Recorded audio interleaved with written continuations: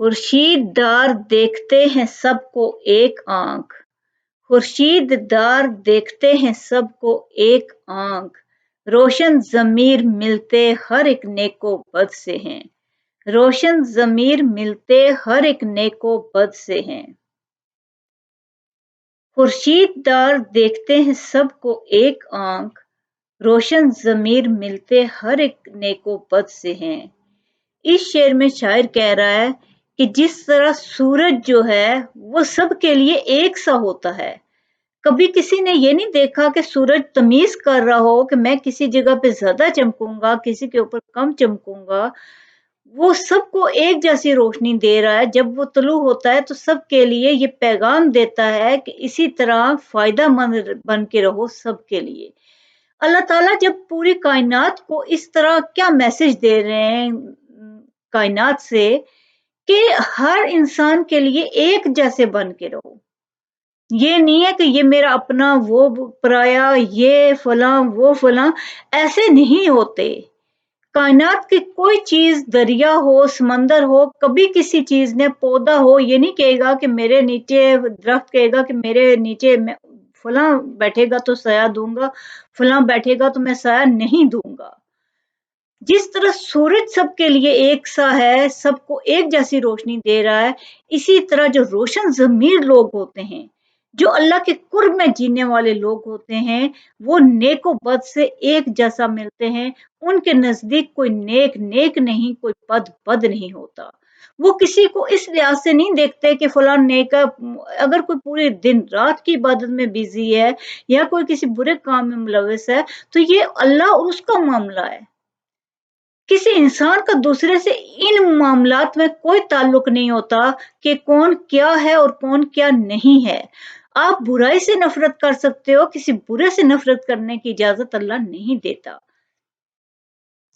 ایک شاعر نے کیا خوب کہا، یہ پہلا سبق ہے کتاب خدا کا کہ ساری مخلوق ہے کنبہ خدا کا۔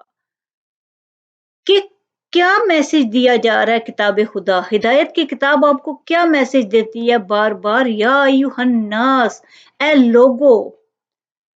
مومنین کو خاص جگہ پہ مخاطب کیا گیا ہے، لیکن زیادہ تر جو عام مخاطب ہے وہ مخلوق ہے۔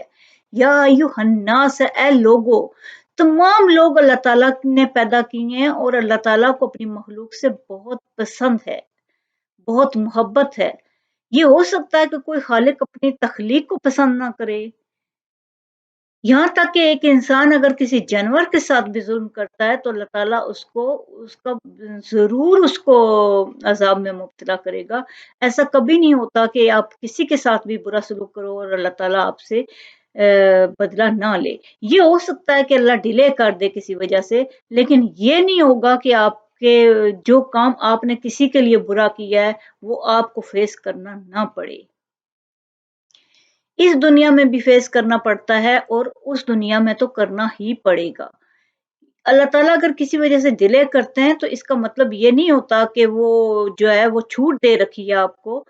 وہ اس کا مطلب یہ ہے کہ اس دنیا میں آپ نے اتنا کچھ کر لیا کہ اب آپ کے لیے یہاں پہ اللہ تعالیٰ آپ کو چھوٹ دے کے یہ بتا رہے ہیں کہ اب جو آپ کا معاملہ ہے وہ آگے چلے گا، اگلی کائنات میں ضرور آپ کو حساب کتاب ہوگا، لیکن یہ نہیں ہوتا کہ اللہ تعالیٰ اپنی مخلوق کے بدلے نہ لے۔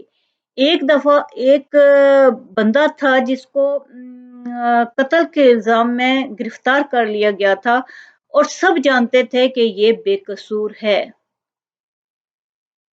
جب اس کو سزا دی گئی تو اس نے کہا جج صاحب صرف میری ایک بات سن لیں، اب تو یہ فیصلہ چینج نہیں ہو سکتا، میں بھی جانتا ہوں، لیکن میں یہ حقیقت بتاتا ہوں کہ میں نے انسان کو قتل نہیں کیا، لیکن میں نے جانور کو ضرور بے سبب قتل کیا تھا، اور اس کے بچے کے جو قتل میں نے اس طرح کیا کہ بہت بارش ہونے والی تھی تو ایک جو کتیا تھی وہ اپنے بچوں کو چھوڑ کے گئی گڑھے میں اور کسی جگہ کا انتظام کرنے۔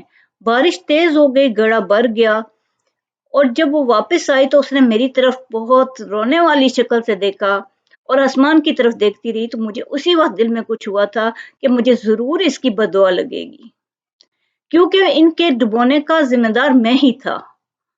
तो उस वक़्त तो मुझे कुछ नहीं हुआ, लेकिन ये जो मेरे ऊपर केस बना है, ये इतना मज़बूत बन गया है कि इससे मैं नहीं निकल सकूँगा। और मुझे ये पता है कि मुझे उस वक़्त तो इंसान के साथ मैंने कुछ नहीं किया था, लेकिन उस जानवर के साथ जो मैंने किया था उसके बच्चों के साथ, वो बदुआ जो है वो मेरे ऊपर रही है और ये उसी की वज़ह से हुआ है। और मुझे भी पता है कि मैं इस केस से नहीं निकल सकता। ये केस अपनी नौइयत में इस तरह इख्तियार कर चुका है कि मुझे सज़ा हो के रहेगी।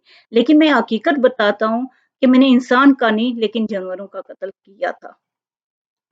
तो अल्लाह ताला अपनी मखलूक का कोई भी हो, एक हदीस में भी है कि एक इंसान ने, एक औरत ने एक बिल्ली को ना छोड़ा था कि वो खुद कुछ खाए और ना उसको कुछ दिया था, वो भूखी मर गई थी, तो इस वजह से उसको जहन्नुम की वईद सुनाई गई थी।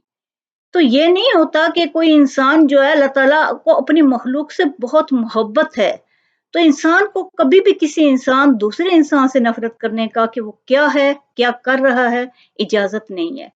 इंसान को सिर्फ इतनी इजाज़त दी गई है कि आप दूसरे इंसान से मोहब्बत का सलूक करें, मोहब्बत से पेश आएँ, और यही जो अच्छे लोग होते हैं, रोशन ज़मीर होते हैं, जो अल्लाह के कुर्ब में जीने वाले लोग होते हैं, वो हमेशा नेक व बद से एक तरह से मिलते हैं, कभी कोई डिफरेंस नहीं करते।